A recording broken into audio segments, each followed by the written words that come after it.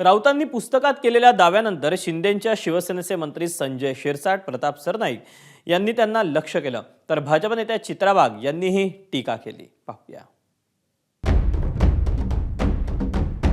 शिंदे कशाला बोलतील?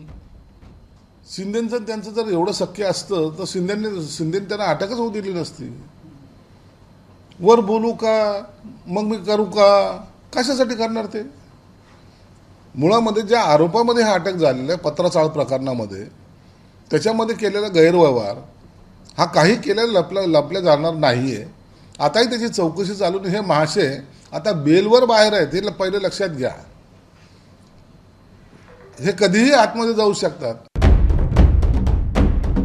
मी खरोखर त्यांचं कौतुक करतो की एखाद्या कुठल्याही प्रोडक्ट आहे त्या प्रोडक्टचं मार्केटिंग कसं करावं तर ते संजय राऊतांकडनं शिकावं. नरकात गेलेला माणूस एकदा स्वर्गात कशाला जाईल मला सांगा.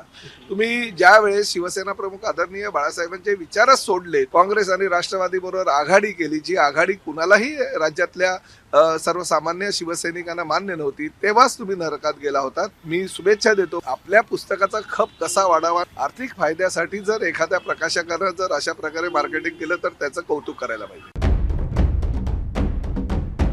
लिहायचंच होतं तर पत्राचाळीवरच्या त्या भाडेकरूंबद्दल, ज्यांना फसवलं, ज्यांच्या जमिनी होत्या, ज्यांची घरं होती, ज्या महिलांनी आपली मंगळसूत्र गहाण टाकली, त्यांच्यावरती काय दिवस या नरकातल्या नाही गटारातल्या अर्काने आणले, त्याच्याबद्दल लिहिणं गरजेचं. एबीपी माझा, उघडा डोळे बघा नीट.